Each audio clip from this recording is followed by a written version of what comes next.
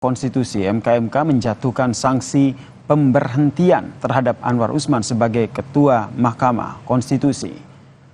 Putusan yang dibacakan oleh Ketua MK Jimli Asidiki terkait dengan laporan dari Denny Indrayana dan juga pelapor lainnya soal putusan Mahkamah Konstitusi terkait dengan batas usia cawapres.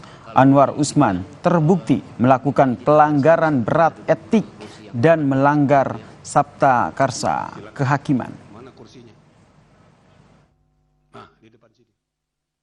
Dan peraturan Mahkamah Konstitusi nomor 1 tahun 2023 tentang Majelis Kehormatan Mahkamah Konstitusi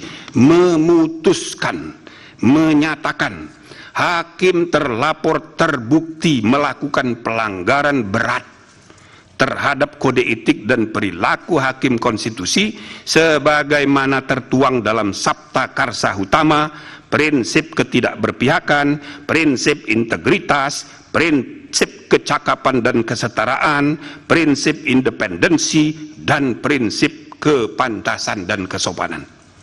2. Menjatuhkan sanksi pemberhentian dari jabatan Ketua Mahkamah Konstitusi kepada hakim terlapor.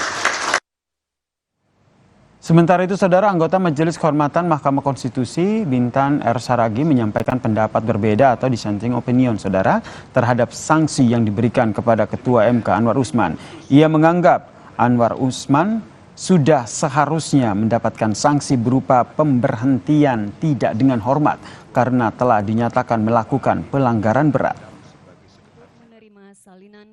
Sanksi terhadap pelanggaran berat hanya pemberhentian tidak dengan hormat dan tidak ada sanksi lain sebagaimana diatur dalam pasal 41 huruf C dan pasal 47 Peraturan Mahkamah Konstitusi nomor 1 tahun 2003 tentang Majelis Kehormatan Mahkamah Konstitusi.